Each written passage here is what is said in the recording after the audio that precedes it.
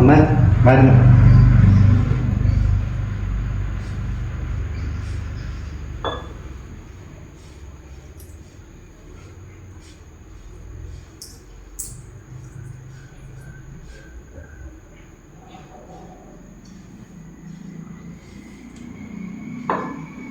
ഗോവിന്ദ, സിദ്ധു ഇതുവരെ വന്നില്ലേ?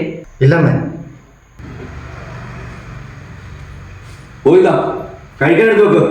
അയ്യോ സാറേ, ഭക്ഷണം കഴിയായില്ല. ഇച്ചിരി വെയിറ്റ് ചെയ്ത് ഞാൻ പെട്ടെന്ന് ചെയ്യാം. വെയിറ്റ് ചെയ്യാൻ അതിന് നീ എന്തോ പല മണിക്കൂടെ ഇവിടെ.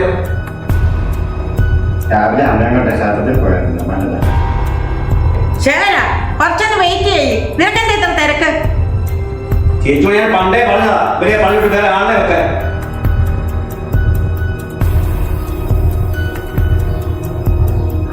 മതി. ഗോവിന്ദ വർഷങ്ങളായിട്ട് ഇവിടെ ജോലിക്ക് നിൽക്കുന്നതാ. ഗോവിന്ദ, പോയി ഫുഡ് റെഡിയാക്കും. ശരി.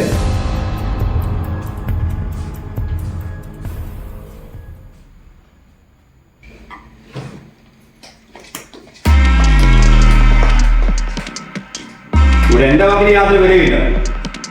എല്ലാത്തിനും ഞാൻ ശരിയാക്കി തന്നു.